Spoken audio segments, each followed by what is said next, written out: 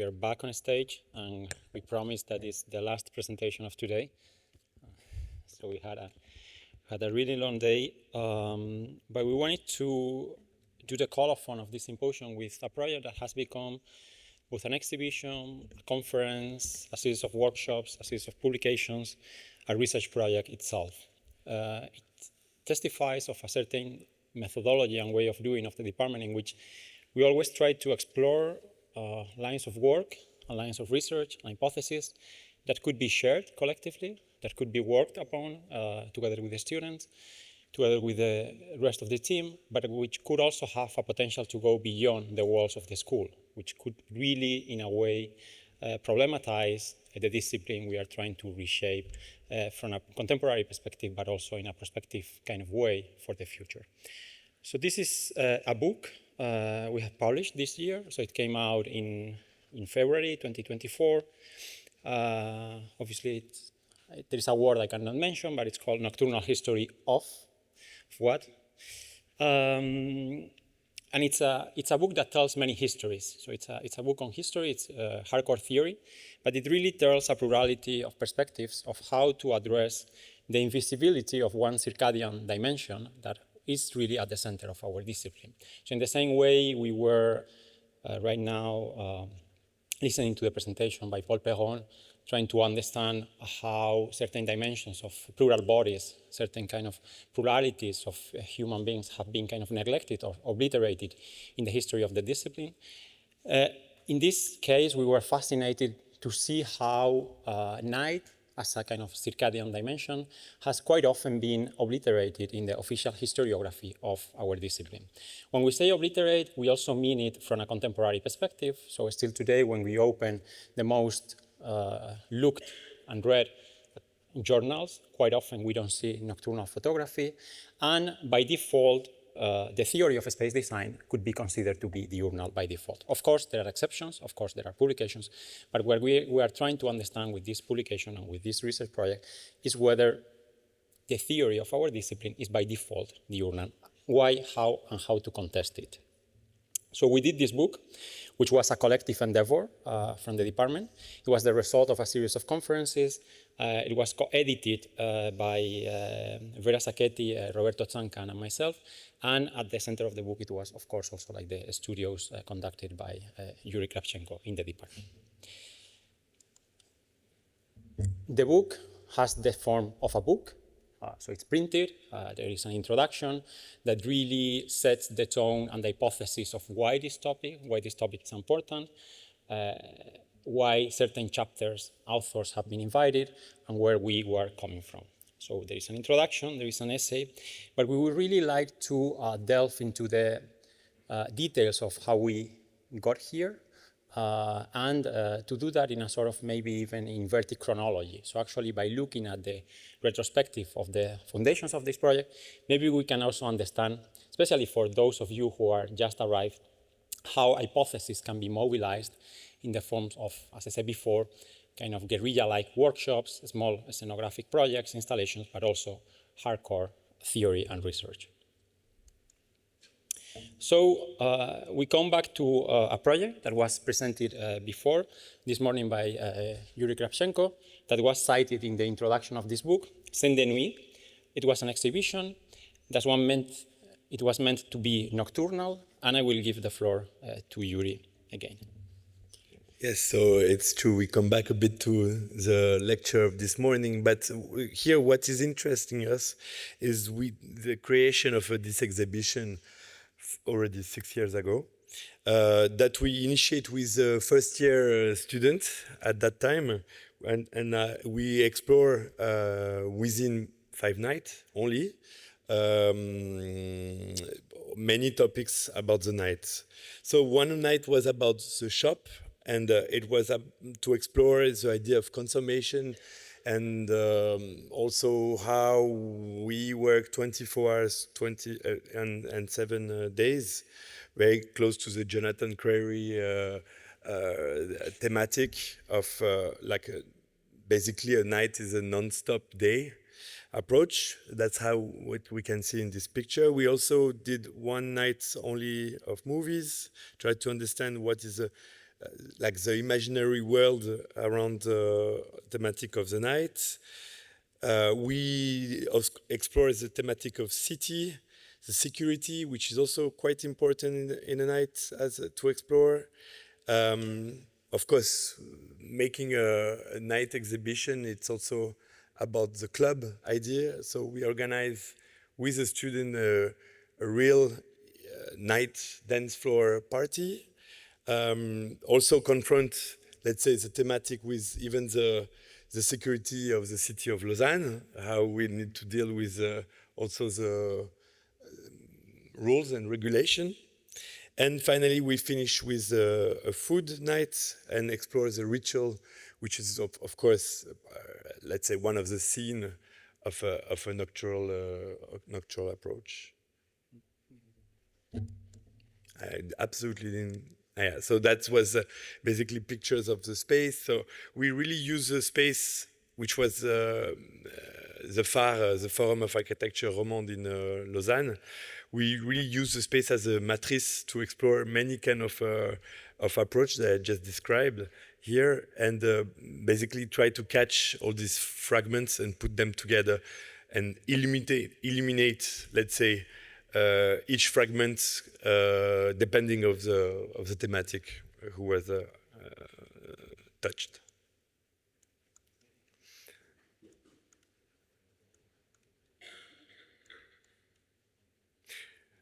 After we develop also a book, we try to summarize together, let's say, the 5 nights that we deal with. So 5 speech and unusual speech, I will say, that we bring them together. Of course, the book has a very iconic, let's say, a design that we try to put it together. So of course you have, and it was really sort of a movement of the camera, let's say, from left to the right, and that you can see in the book. And after it finishes, yeah, sorry. But obviously, coming back to the hypothesis we were kind of sharing this morning, a project is not the same thing as a project within a book. There is always a kind of artifice. There is the construction of images, but it is also the construction of a meta level of editing. There's the manipulation and the construction of narrations. And therefore, by working on the printed page, on thinking how to lay out spaces within pages, we quite soon realized that actually the potential of this project could go beyond one exhibition. So the exhibition only opened for 5 nights. We produced nocturnal theory, so we were talking with the guests at night. We were performing a space at night. We were really situating the production of an epistemology of nocturnal space at the very place of nocturnality.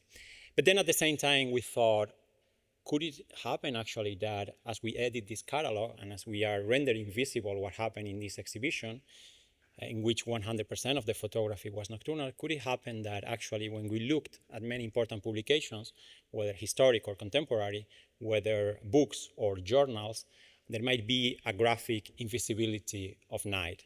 And we started in a curious way to flip through the pages of journals we regularly look at and many professionals look at, such as the one we are seeing on the screen, El Croquis, but we might also quote other references such as A+U, 2G, etc., Apartamento. And it happens that quite often, like the photography itself, the image of spaces that we see on publications, on specialized publications, is diurnal.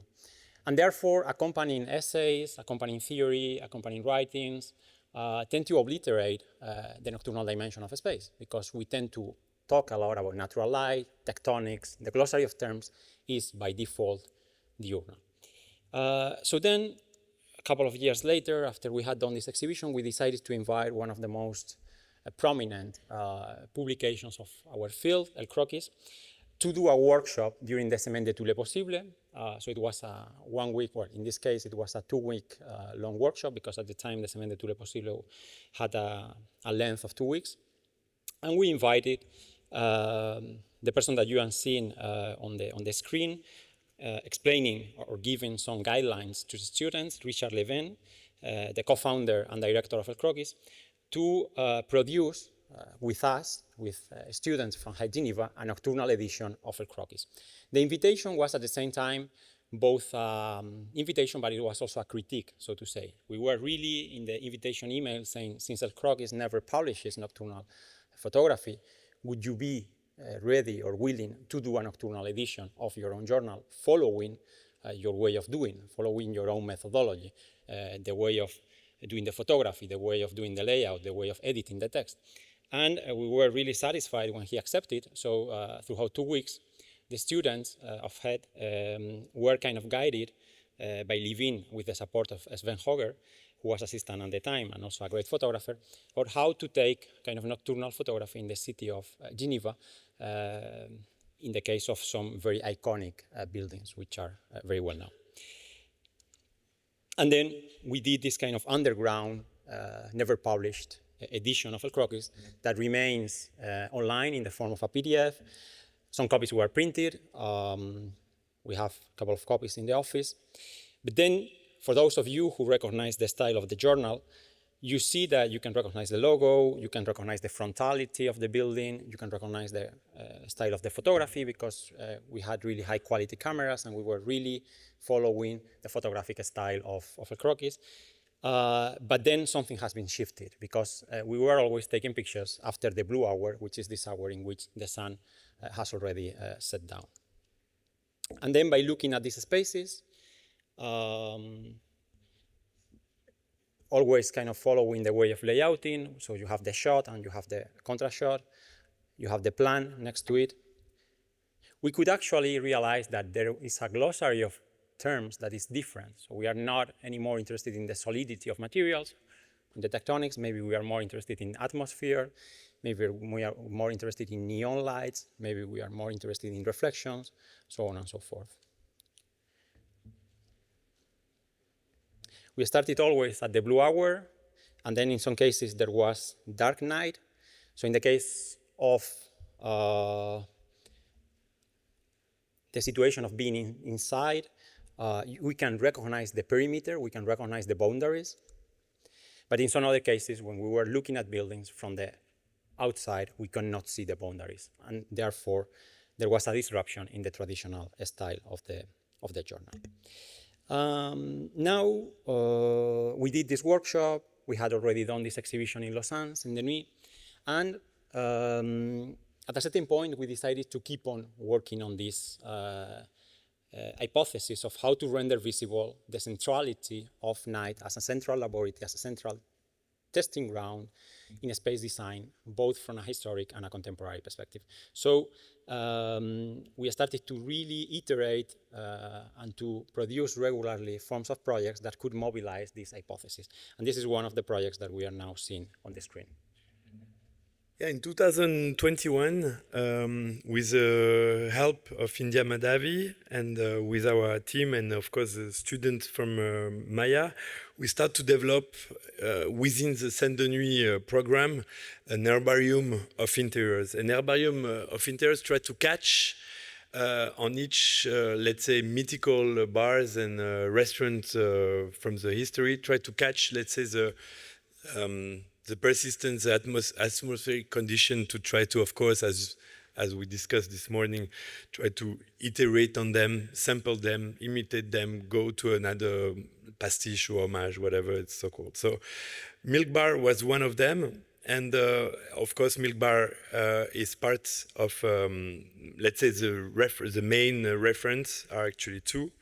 The main was the Clockwork Orange movie with from Kubrick with the Korova bar, literally the cow bar, which is a very, let's say, problematic scene nowadays, but where it was kind of interesting to sort of digest that and bring that to another scene that we could expose in Milan to a bigger public. So that was, let's say, the first reference, and the second reference was Marie Antoinette, the so-called Marie Antoinette, who, let's say, pay herself the lux of having a milk fountain at that time, and basically creates a sort of a cup with a shape of, maybe we can see that here. Ah, okay, so yeah, which we can see actually here. She basically created a cup with the shape of her breasts, and that people was actually served directly the milk into this cup and drinking the milk. So these two, let's say, these two approach create this sort of a contemporary mashup, which was actually this fountain of milk, the milk bar, presented by the students into like a new nocturnal scene that we could actually test it directly with Milano's public. Of course, that's a fountain was, let's say, distributed through this milk recipient, and the main idea is to was sort of playing with, of course, the idea of reproduction in one hand, the milk idea, and to bring that to something which is also, let's say, problematic in terms of thematic, but shifts the let's say the context of the problem to something different. And coming back to the idea of the methodology and a particular way of working, the moment we started having a certain accumulation of content, we decided to set up a research project with kind of the financial support of HUSSO, Geneva. But the research project itself was meant to be an archive, an online archive, in which the website itself becomes both a way of looking at the production of the project, but also as a way of reflecting upon how to edit the production of this project. If we were talking this morning about the very first research project that was done in the department, starting off by Lynn Fontana, renouveler la ville depuis l'intérieur, now there are a series of research projects that are kind of mobilizing different hypotheses at the same time within the department. So this is the website that you can check, where there is all the content, exhibitions, workshops, publications by the project. And at a certain moment, we thought, well, if we want to get serious about the production of theory, maybe we should also address the historiography of the discipline itself. So no matter what kind of hypothesis that you mobilize, if at a certain moment you realize that there is the potential to deconstruct a certain a priori or a certain constraint or a certain kind of system of thought that has been kind of perenized and transmitted throughout generations without being questioned, maybe the most ambitious way to deconstruct these a prioris is really to rewrite the historiography and the history itself. And that's why, through a series of symposiums, the first one happened here at Geneva, we did the nocturnal history of, that you can see on the screen. All the lectures are available online, they were recorded, they were edited. And then we also went to the annual international conference of the Society of Architectural Historians that 2 years ago happened in Montreal. And we also welcomed some other contributions to really produce this portrait of the nocturnal history of our discipline, which is what has been edited in this book. Very rapidly, to do research and to do projects and to do design is also a matter of curating content. So it's also a matter of choosing what to look at, why to look at that content, and why in this particular moment. So for us, when inviting people, when choosing contributors from the call for contributions that we had, there were 2 hypotheses that were absolutely central. The first one is that we wanted to rewrite a history that should begin way before the 19th century. There is a lot of bibliography, there are a lot of essays on night and space design, on night and space, since the invention of electricity. So this is kind of common ground, so to say. However, there is not a full historiography and history of the discipline before the 19th century. So there was a first dimension that should be addressed. The second one is that we wanted this history not to be a treatise. We didn't have the mechanisms, the means to do like a super thick book or a collection of books, but we wanted it to mobilize a plurality of hypotheses that should be geographically diverse and that should be thematically controversial, so to say. So there are essays which are talking about nocturnality and nocturnal spaces in Asia, for example, in the case of Japan. There are essays on philosophy and the grounding of night and the relationship between night and space design. There are essays on post-colonial Brazil, or there are essays on Baroque architecture. So there is a plurality of visions, of time frames, of periods, but also of geographies and identities. Of course, the book is by definition incomplete, but that's also the beauty of being in a school, that we want to share hypotheses, as Philippe was saying before, in the case of his book, that could be appropriated, that should be appropriated by other people, that should be open source, meaning by that it's really free to be read, that it's really free to be edited, that it's really free to be appropriated.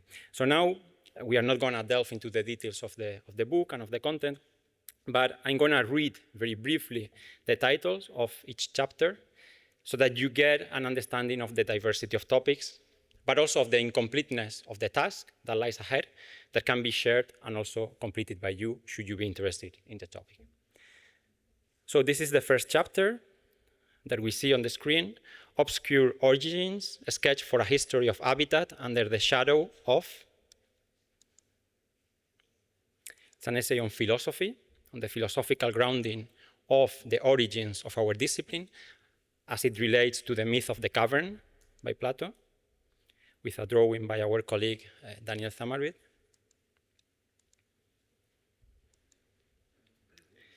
Through the Gates of Darkness, discovering the nocturnal power of ancient Greek religions.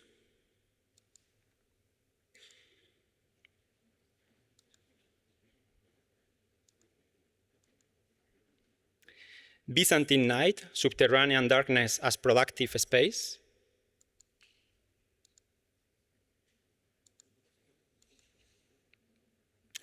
A Fascination for the Moon in Japanese Aesthetics.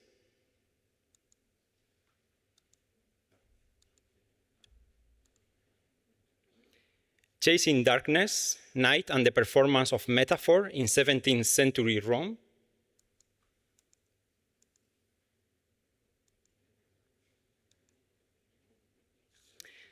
Urban Slavery at the Threshold of Night,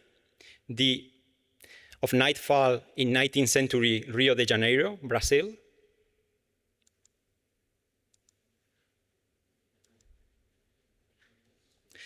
Nothing but a few signs, like stars in an immense black night, clandestinity and night faring practices in the Underground Railroad.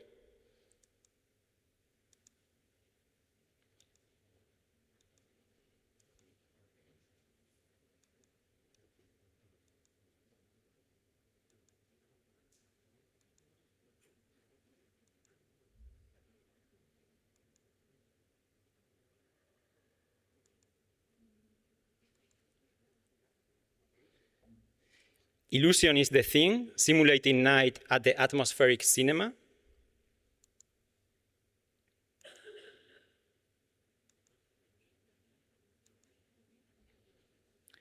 Towards Happiness and Emotions, Light in Socialist Realist in Poland.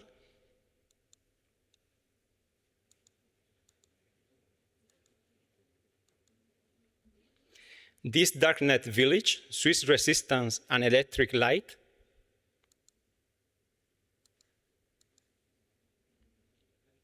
Inexistent, Cultural Stagings and the Interconnectedness of the Nightclub.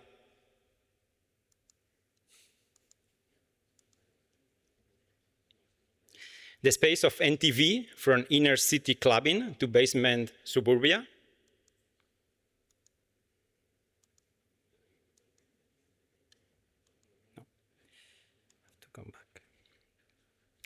Topography, Light Design and Industrial Heritage in the Ruhr region, the night vision of Eva Emscher Park.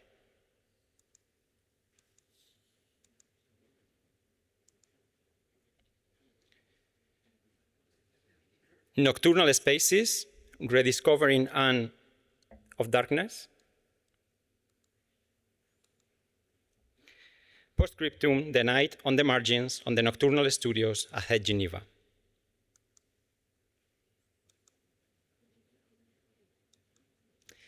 This was it for today. Thanks a lot. Thank you.